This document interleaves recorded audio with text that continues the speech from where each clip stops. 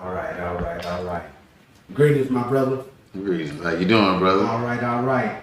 Welcome to Hard Black Upper Chest. Hard. Hard. Say it with your chest, brother. Hard. Hard Black Upper Chest. Upper chest. Yes, now, straight up. For real. Man, tell us your name and where you're from. I'm Kenneth Horne. I'm currently residing in Irving, Texas. I'm originally from Jackson, Mississippi. Right on, right on. Kenneth Horne, residing in Irving, Texas, from Jackson, Mississippi. Yes, sir. Man, tell us a little bit about yourself, Kenneth. Tell us a little bit about who you are. Okay, well, currently I'm working in sales at DFW Vapor in Frisco. Shout out DFW Vapor. I also act currently. You can catch me on Tubi and a couple of shows. I won't name them, but you can catch me on them. You can catch me on Amazon. I won't name the show, but if you know me, you can catch that one. Been doing a little comedy here and there, and I run a couple of businesses now. So yeah, I'm out here working. Bet. That's nice, man. That's nice. I know people are following your story, following you. You know, you got a name for yourself out here in Dallas. Trying. Hey, doing. Thank you. Know, Thank you. yes, Thank sir. You, yes, sir. Thank you, bro. Doing, man, and it's beautiful to see. Tell us a little bit about growing up in Jackson and how that has influenced you today. Okay.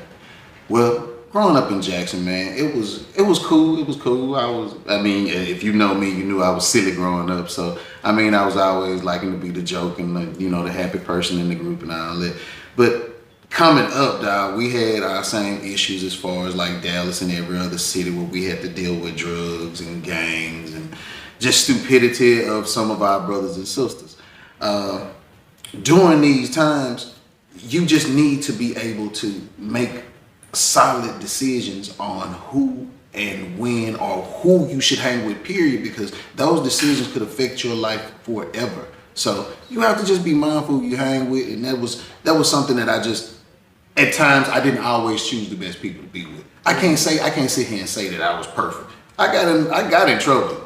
That was nothing. But learning how to correct the mistakes that I made and better myself to become a better person, it's allowing me to be who I am today and really just be able to exude a energy of excellence so that when others see me, they want to, one, not be this wrong person or this bad person, but someone that people can look up to and say, yeah, I want to be like him. I want to do what he's doing. So yeah, man, that's the go. That's real, bro. That's real.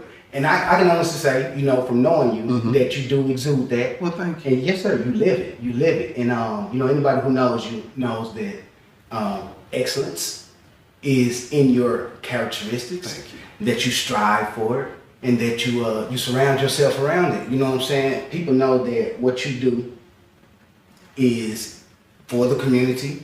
It's in the community, and not just one community. You're working in several communities. You move around a little bit, huh? Yeah, I get around a little bit.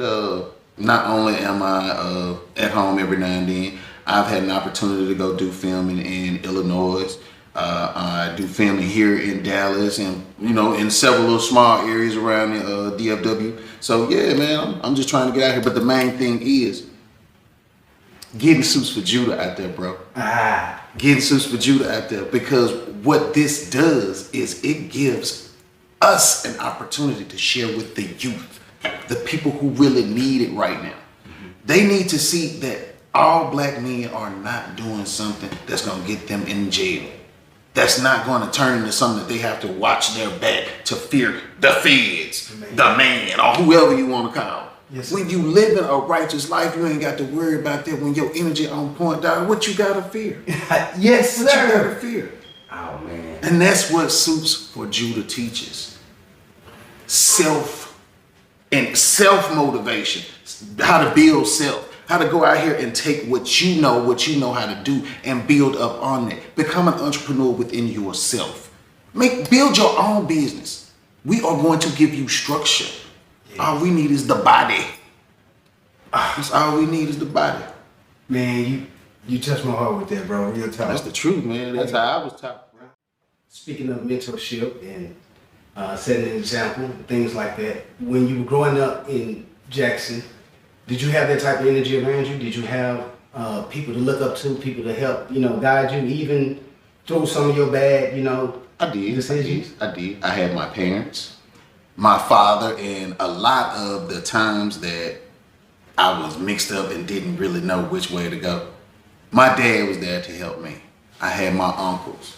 I had my pastor. I had my neighbors' fathers. So it was, in actuality, a village around me. Now, that didn't mean that I didn't always make the right decisions, but I had those people around me guiding me in the right way. So, yeah, I had help. I had help. Man, that's what's up.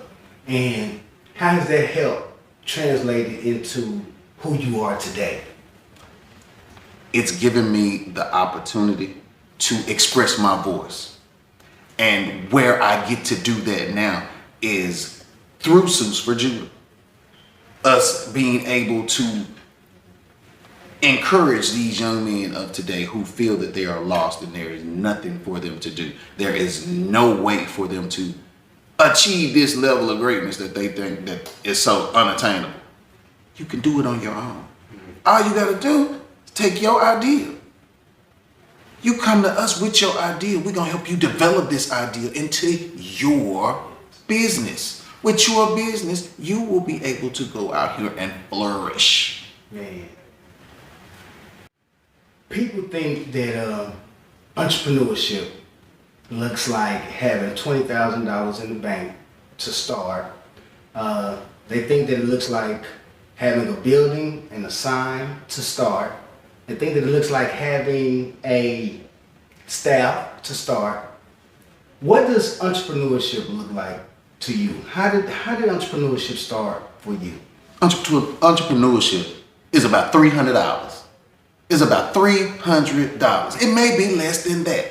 It's you taking your butt down to the county office and filing. Straight up. All you got to do is take your dream and make it a reality. Real talk.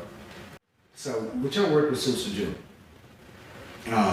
as a mentor, right, and as an executive director, how does engaging the community look for you? As my teacher told me, it's boots the ground. You got to get it. You can't reach people from an office. You can't reach people from paper all the time. You got to get in their face. These interviews, us being at these rallies, us being at these fairs that are going on around the city of Dallas, around the Metroplex. We get out here and we put feet to ground. We get out here and engage with these people.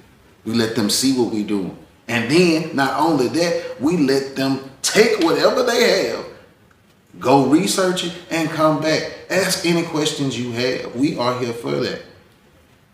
Personally, in your own personal life, Kenneth Horne, where are you going? What are your goals? What are your dreams?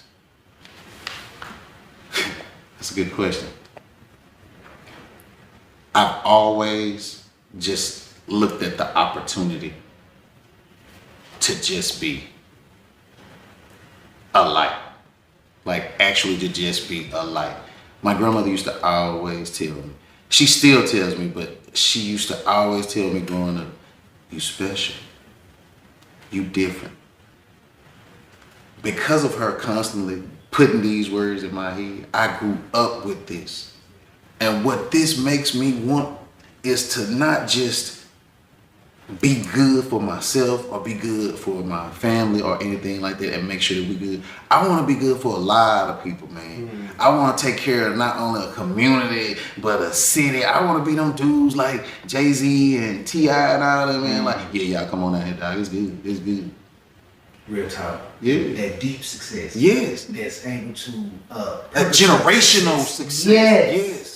Yes, the kind that lives on and on and on and builds and builds and builds. Man, all from the seed, all from what's planted, right? Well, tell me about Granny.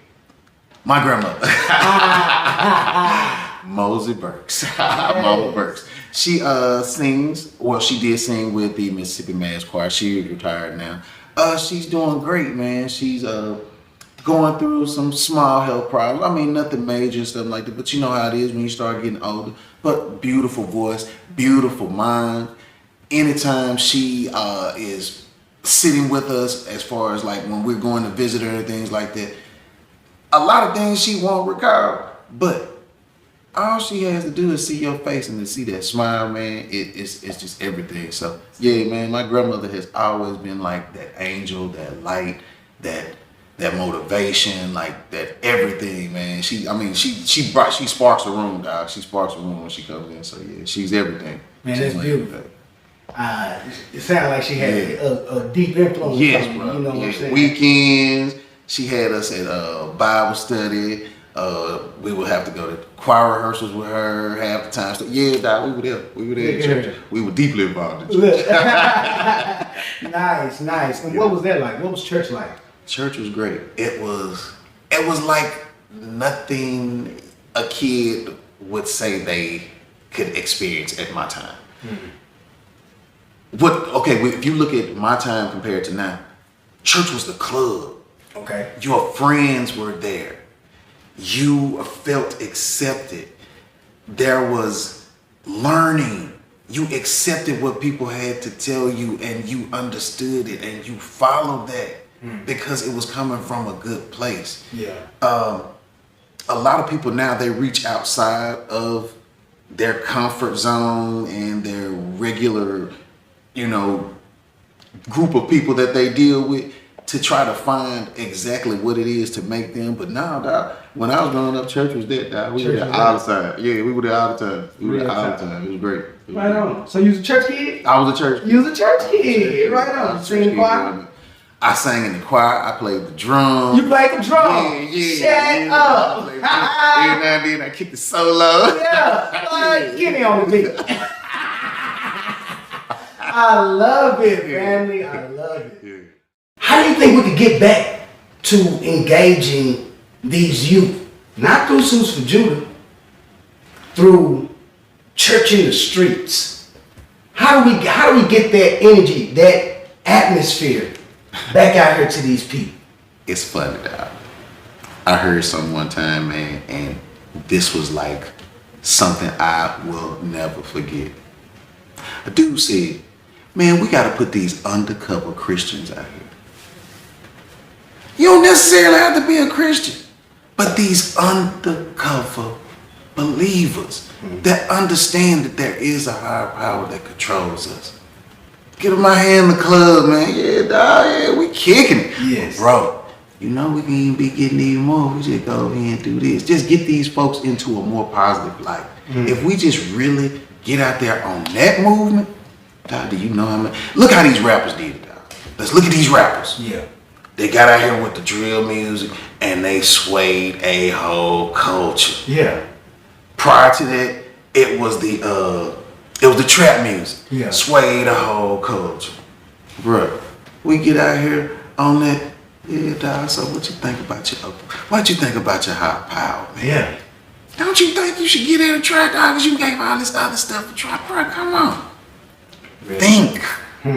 Think. If we start thinking more than just following, dude, do you know how much different life would be out here? Man. We are kings and queens. Period. My reason for asking you that question, specifically like that, and asking you the other questions that preceded it, was because me personally, I work in the entertainment industry. Like, I met you there. You know what I'm saying? That's how we met. It's where I do my ministry. I meet people here. When young people see me on TV, and then they see me in real life, now I get to engage. Exactly, because you don't want them to necessarily think of you as that character. Exactly. Now they need to understand you as the person. So you saying undercover Christians, right? Yo, brother, are you an undercover change maker? Yes. Beautiful. Yes, without a doubt. Beautiful. And I inherited the game from just the best of teachers. Inherited it. I'm talking about it was just, bro, there you go. Bruh. There you go. Just feed out this. I'm telling you, it's gonna empower you. Hey, Kenneth Horne, man, you are You very inspirational, man, and you know, I'm not saying on a personal level, I'm saying on a human level. Well, thank you. Yes, sir. You very inspirational. Can you tell us some of your influences outside of church, outside of family, outside of community? What are some of your influences now? Who are some of your what type of music you like to listen to? What you know what I'm talking about? Like, how you get down, bro? I'm all over the place. Let's see. I'm a big hip hop fan. Okay. I listen to R&B, I listen to neo soul, but I'm a real big hip hop fan. I'm a David Banner fan because that's hometown. I love Chief Keef. He's one of my drill boys. Yes, sir. But then I listen to Mr. Eat Greedy himself, Don Chief. Yes, sir. Cause dog, when I got here, dog, West Dallas. that's really how I learned to become a Dallas nigga. If I can say it like that. Okay. A Dallas nigga. I listened to him, man. I was in the Grove, but just his music, his swag, man, he was a real big influence to me. I listen to Jay-Z, I listen to Erica.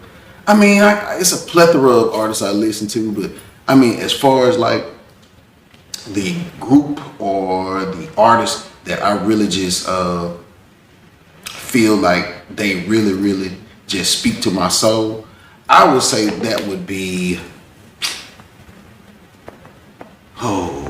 that's a good one. That is a good one. We might have to come back to that one. We'll come back to it. Yeah, that's a good one. Man, I think on that. I like that. But you know, I think our musical influences, you know, movies we look at, our entertainment, I think it influences a lot of who we are, Yes. right?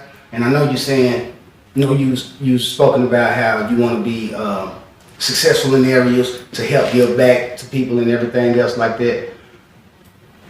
Can you expand on that? Like, what does that look like? What does your level of success with one of your companies, what does it look like in the end? How are you going to give back to the community through what you do? I'm glad you asked that. First of all, in breaking it down to the diamond cut drip, that gives us an opportunity to, one, employ within our community. Yes. Two, to create within our community. Get young designers in so that they can give us their input, so we can understand what the trend is now. Yeah. With the production company.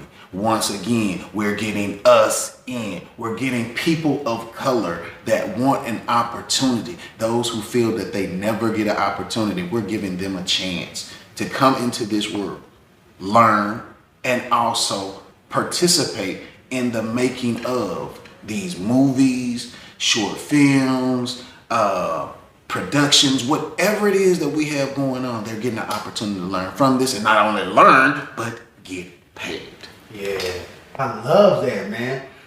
In giving this information back to the community, you will be, in effect, raising leaders.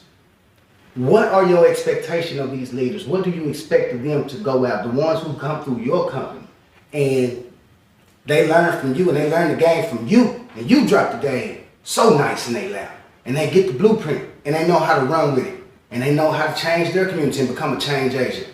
What then are your expectations for the people who deal with you now and in the future? For them to take the same knowledge and pass it on. And I don't mean, we finna be real. We finna be real. I don't mean giving it to them half-assed. I mean giving them the same understanding that I gave you. Yes, sir. Because when you pass it on, I want them to succeed the same way that I expected you to succeed. I want the success to pass on. Not just the opportunity, but the success. That's real. That's real, man. All right. Get a little personal right quick. Okay. Is that all right? That's cool. Let's go.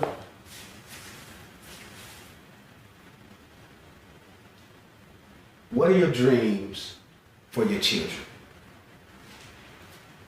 I want them to take over these companies. As far as like, I want this to be my ultimate gift to them. My legacy. My daughter's already involved. My sons are, they still doing their thing. You know how boys are. We gonna be hard-headed. But they'll come around. My daughter, she's already 10 toes in. She's 10 toes in.